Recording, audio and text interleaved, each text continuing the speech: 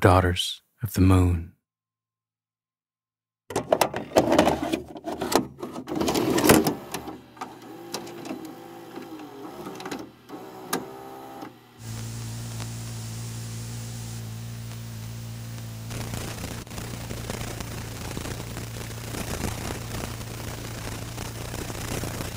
Deprived as it was of a covering of air to act as a protective shield, the moon found itself exposed right from the start to a continual bombardment of meteorites and to the corrosive action of the sun's rays.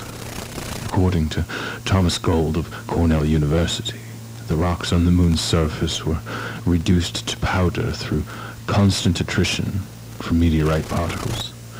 According to Gerard Kuiper of the University of Chicago, the escape of gases from the moon's magma may have given the satellite a light, porous consistency, like that of a pumice stone.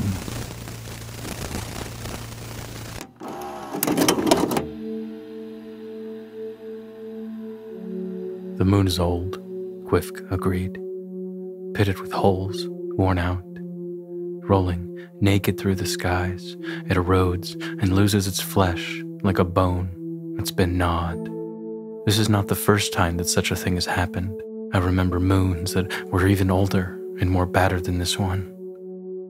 I've seen loads of these moons, seen them being born and running across the sky and dying out, one punctured by a hail from shooting stars, another exploding from all its craters, and yet another oozing drops of topaz-colored sweat that evaporated immediately, then being covered by greenish clouds and reduced to a dried-up, spongy shell. What happens on the Earth when a moon dies is not easy to describe. I'll try to do it by referring to the last instance I can remember.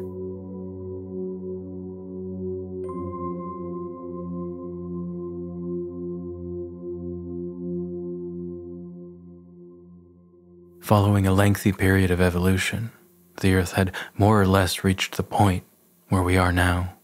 In other words, it had entered the phase when cars wear out more quickly than the soles of shoes.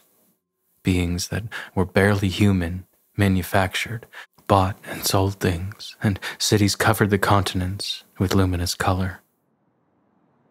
These cities grew in approximately the same places as our cities do now. However different the shape of the continents was. There was even a New York that in some way resembled the New York familiar to all of you, but was much newer, or rather more awash with new products, new toothbrushes. A New York with its own Manhattan that stretched out dense, with skyscrapers gleaming like the nylon bristles of a brand new toothbrush. In this world where every object was thrown away at the slightest sign of breakage or aging, at the first dent or stain, and replaced with a new and perfect substitute. There was just one false note, one shadow, the moon. It wandered through the sky naked, corroded and gray, more and more alien to the world down here, a hangover from a way of being that was now outdated. Ancient expressions like full moon, half moon, last quarter moon continued to be used, but were really only figures of speech. How could we call full a shape that was all cracks and holes and that always seemed on the point of crashing down on our heads in a shower of rubble? Not to mention when it was a waning moon. It was reduced to a kind of nibbled cheese rind, and it always disappeared before we expected it to. At each new moon, we wondered whether it would ever appear again. Were we hoping that it would simply disappear? And when it did reappear, looking more and more like a comb that had lost its teeth, we averted our eyes with a shudder. It was a depressing sight. We went out in the crowd, our arms laden with parcels, coming and going from the big department stores that were open day and night.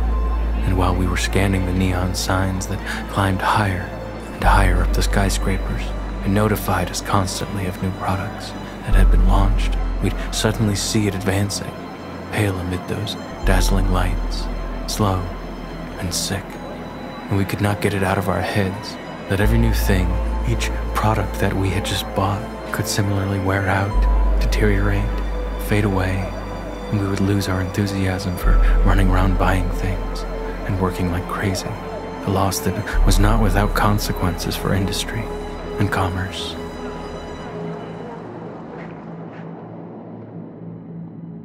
That was how we began to consider the problem of what to do with it, this counterproductive satellite.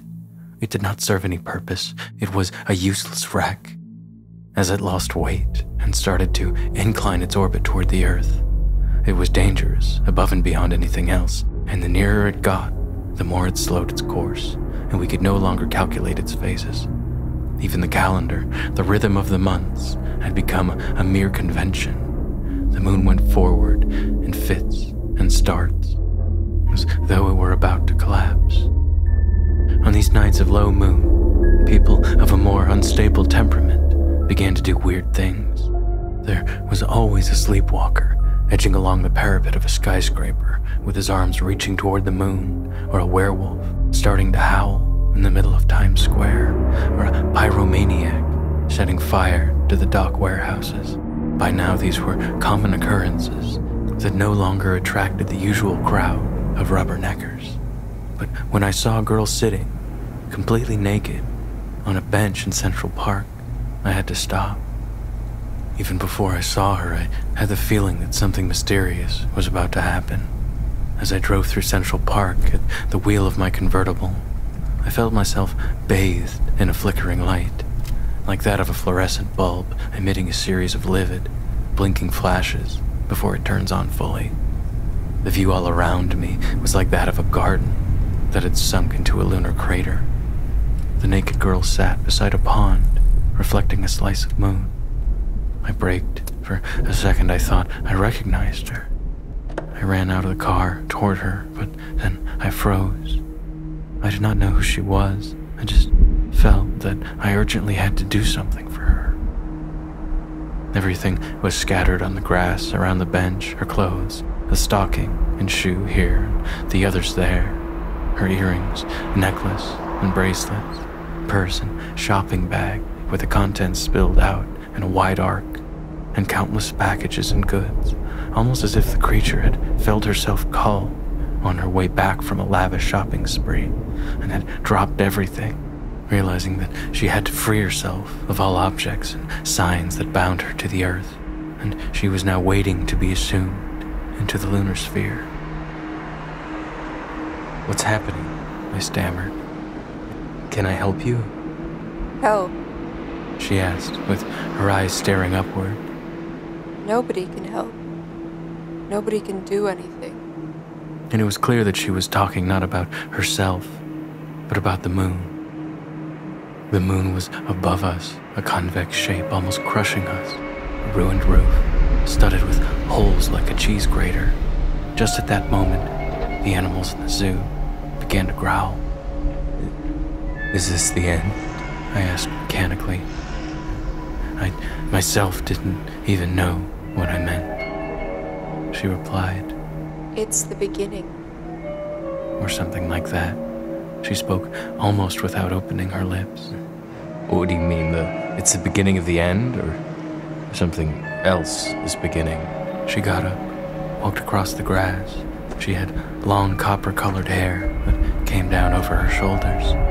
She was so vulnerable that I felt the need to protect her in some way, to shield her, and I moved my hands toward her as though to be ready to catch her if she fell, or to ward off anything that might harm her. But my hands did not dare even graze her, and always stayed a few centimeters from her skin. And as I followed her, in this way, past the flower gardens, I realized that her movements were similar to mine, that she, too, was trying to protect something fragile, something that might fall and shatter into pieces, and that needed thus to be led toward a place where it could settle gently, something that she could not touch, but could only guide with her gestures. The moon. The moon seemed lost. Having abandoned the course of its orbit, it no longer knew where to go. It let itself be transported like a dry leaf, Sometimes it appeared to be plummeting toward the earth, at others corkscrewing in a spiral movement, and at still others it looked to be just drifting. It was losing height, that was certain. For a second it seemed as if it would crash into the Plaza Hotel, but instead it slid into the corridor between two skyscrapers and disappeared from view in the direction of the Hudson. It reappeared shortly afterward on the opposite side of the city, popping out from behind a cloud, bathing Harlem in the East River in a chalky light, and as though caught by a gust of wind, it rolled toward the Bronx. There it is, I shouted. There, it stopped. It can't stop. The girl exclaimed, and she ran naked and barefoot over the grass. Where are you going? Listen, you can't wander around like that. Okay, stop. Hey, I am talking to you. What's your name? Oh, idiot. She shouted out a name like Diana or Tiana, something that could have also been an invocation, and she disappeared. In order to follow her, I jumped back into my car, began to search the drives of Central Park. The beams of my headlights lit up hedges, hills, obelisks, but the girl, Diana, was nowhere to be seen. By now I had gone too far. I must have passed her. I turned around to go back the way I'd come. A voice behind me said, It's there. Keep going. Sitting behind me on the trunk of my car was the naked girl, pointing toward the moon. I wanted to tell her to get down, to explain that I could not travel across the city with her so prominently on view in that condition, but I did not dare to distract her, intent as she was on not losing sight of the luminous glow that was disappearing and reappearing at the end of the drive. And in any case, and this was even stranger, no passerby seemed to notice this female apparition sitting up on the trunk of my car. Across one of the bridges that link Manhattan to the mainland. Now we were going along a multi-lane highway with other cars alongside us. I kept my eyes staring straight ahead, fearing the laughter and crude comments that the sight of the two of us was no doubt prompting in the cars around us. But when a sedan overtook us, I nearly went off the road in surprise. Crouched on its roof was a naked girl with her hair blowing in the wind. For a second, I thought that my passenger was leaping from one speeding car to another. But all I had to do was turn my head ever so slightly to see that Diana's knees were still there, level with my nose, and her body was not the only one glowing before my eyes. Now, I saw girls everywhere, stretched out in the strangest poses, clinging to the radiators, doors, and fenders of the speeding cars. Their golden or dark strands of hair contrasting with the pink or dark gleam of their naked skin. There was one of these mysterious female passengers on every car, while leaning forward, urging their drivers to follow the moon. They had been summoned by the endangered moon. I was certain of that. How many of them were there? More cars carrying lunar girls gathered at every crossroads and junction, converging from all quarters of the city to the place above which the moon seemed to have stopped. At the edge of the city, we found ourselves in front of an automobile scrapyard. The road petered out in an area with little valleys, ridges, hills, and peaks, but it was not the contours of the land that created the uneven surface, but rather the layers of things that had been thrown away. Everything that the consumerist city had used up and expelled so that it could immediately enjoy the pleasure of handling new things had ended up in this unprepossessing neighborhood. Over the course of many years, piles of battered fridges, yellowing issues of Life magazine, and burned-out light bulbs had accumulated around an enormous wrecking yard. It was over this jagged, rusty territory that the moon now loomed. The swaths of crumpled metal swelled as if it carried on a high tide. They resembled each other, the decrepit moon and that crust of the earth which had been soldered into an amalgam of wreckage. The mountains of scrap metal formed a chain that closed in on itself like an amphitheater, whose shape was precisely that of a volcanic crater or a lunar sea. The moon hung over this space, and it was as if the planet and its satellite were acting as mirror images of each other. Our car engines had all stopped, Nothing intimidates cars as much as their own cemeteries. Diana got down, and all the other Dianas followed, but their energy now seemed to fade. They moved with uncertain steps, as though on finding themselves amid those shards of scrap iron. They were suddenly seized by an awareness of their own nakedness. Many of them folded their arms to cover their breasts, as if shivering with cold. As they did this, they scattered, climbing over the mountains of useless scrap, and down into the amphitheater, where they found themselves forming a huge circle in the middle. Then they all raised their arms together. The moon gave a start, as though affected by that gesture of theirs, and it seemed for an instant to recover its energy and to climb again. The circle of girls stood with their arms outstretched, their faces and breasts turned toward the moon. Was that what the moon had asked of them? Did it need them to support it in the sky? I did not have time to ponder this question. At that very moment, the crane entered the scene. The crane had been designed and built by the authorities who had decided to cleanse the sky of its inelegant encumbrance. It was a bulldozer from which a kind of crab's claw rose up. It came forward on its caterpillar treads, squat and stalking, just like a crab. And when it arrived at the place that had been prepared for the operation, it seemed to become even more squat, to cling to the earth with all its surface. The winch spun quickly, and the crane raised its arm into the sky. Nobody had believed that a crane with such a long arm could be built. Its bucket opened, revealing all its teeth. Now, more than a crab's claw, it resembled a shark's mouth. The moon was right there. It wavered, as though it wanted to escape. But the crane seemed to be magnetized. As we watched, the moon was vacuumed up, as it were, landing in the crane's jaws, which closed around it with a dry sound. Crack. For a second, it seemed as if the moon had crumbled like a meringue. But instead it rested there, half in, half out of the jaws of the bucket. It had been flattened into an oblong shape, a kind of thick cigar held between the bucket's teeth. Down came a shower, the color of ashes. The crane now tried to drag the moon down out of its orbit. The winch had started to wind backward. At this point, the winding required a huge effort.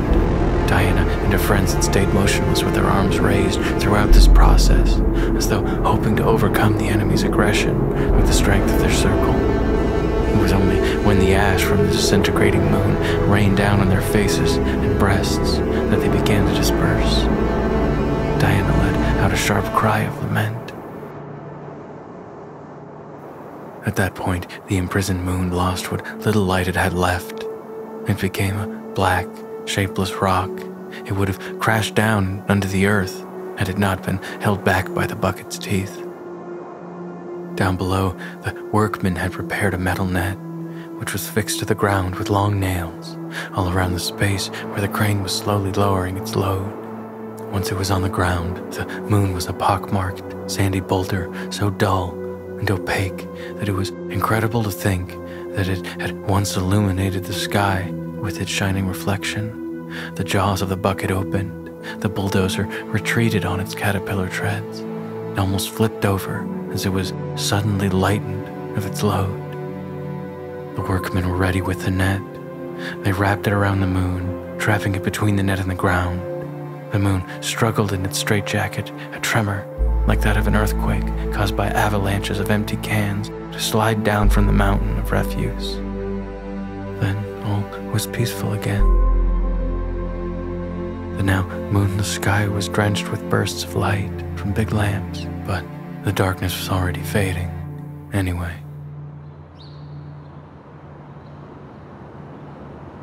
Dawn found the car cemetery holding one more wreck. The moon, marooned at its center, was almost indistinguishable from the other discarded objects. It was the same color, it had the same condemned look as something you couldn't imagine ever having been new. A low murmur resounded through the crater of terrestrial trash. The light of dawn revealed a swarm of living things slowly waking up. Hirsute creatures were advancing amid the truck's disemboweled carcasses, the shattered wheels, the crumpled metal. Among the discarded things lived a community of discarded people, people who had been marginalized, or who had willingly discarded themselves. People who had tired of racing all over the city to sell and buy new things that were destined to go instantly out of date. People who had decided that the things that had been thrown away were the only real riches of the world.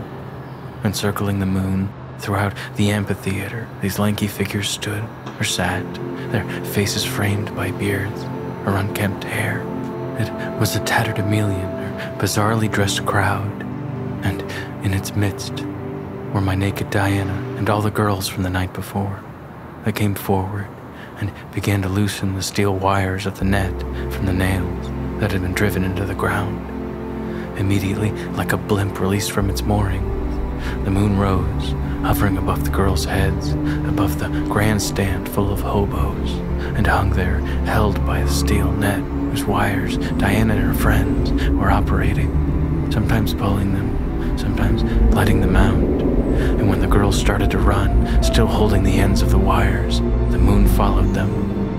As soon as the moon moved, a kind of wave began to rise from the valleys of wreckage. The old car carcasses, crushed like accordions, started to march, creakily arranging themselves in a procession, and a stream of battered cans rolled along, making a noise like thunder, though you couldn't tell whether they were dragging or being dragged by everything else, following this moon that had been saved from the scrap heap. All the things and all the people who had been resigned to be tossed in a corner started on the road again.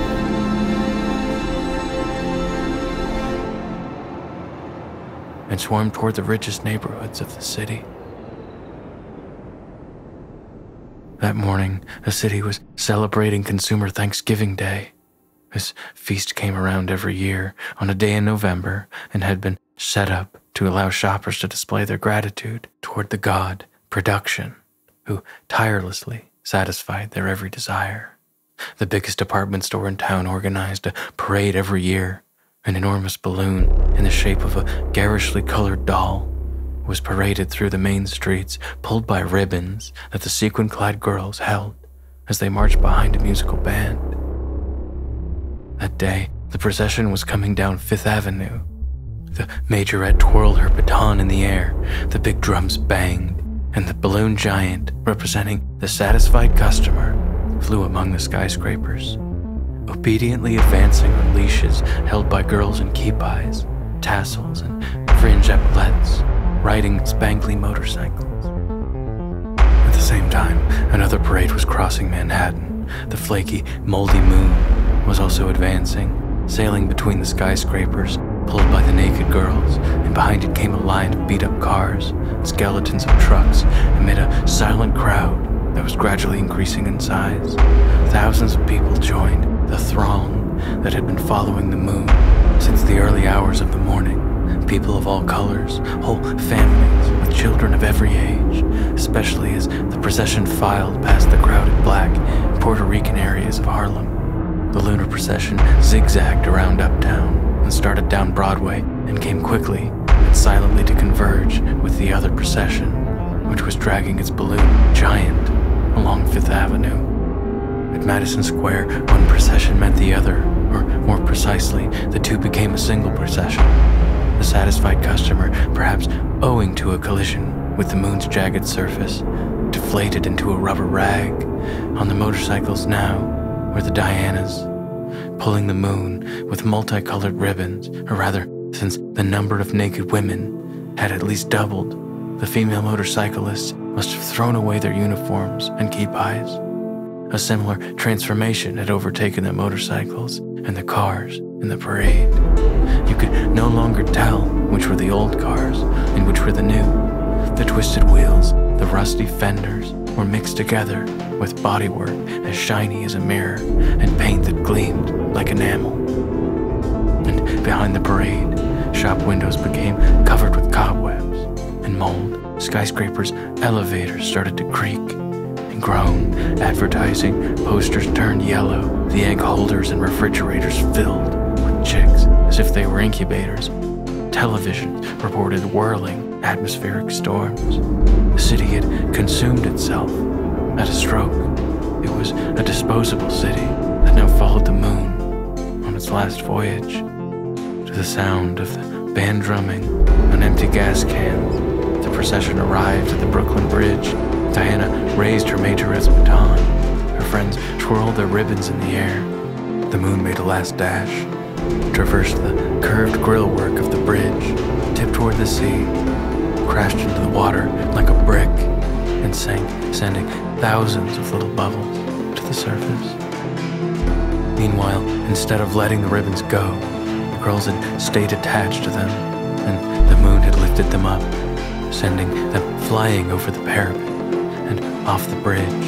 They described arcs in the air like divers and disappeared into the water.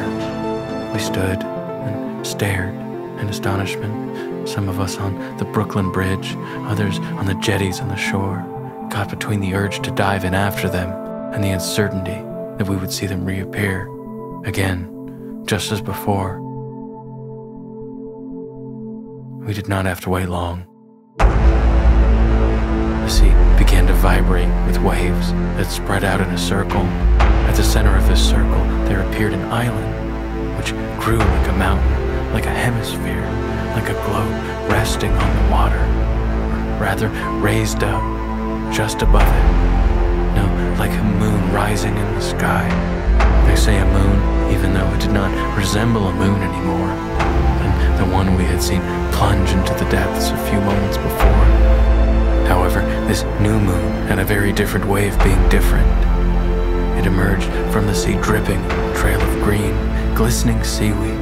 Sprouts of water gushed in fountains from fields that lent it the sheen of an emerald. The steamy jungle covered it, but not with plants.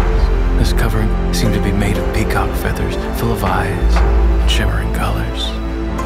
This was the landscape that we hardly managed to glimpse before the sphere swiftly receded into the sky, and the more minute details were lost in a general impression of freshness and lushness.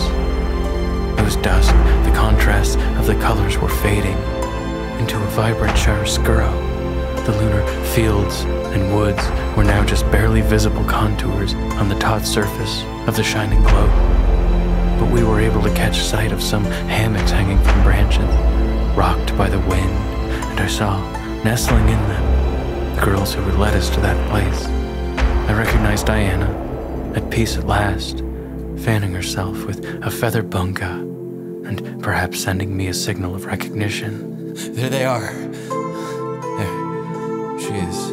I shouted. We all shouted, and the happiness at having found them again was already fraught with the pain of having lost them now forever.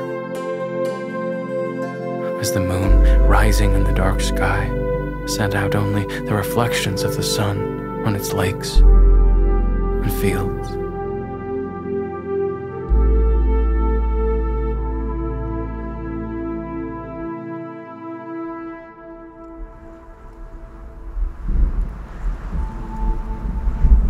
We were seized by a frenzy.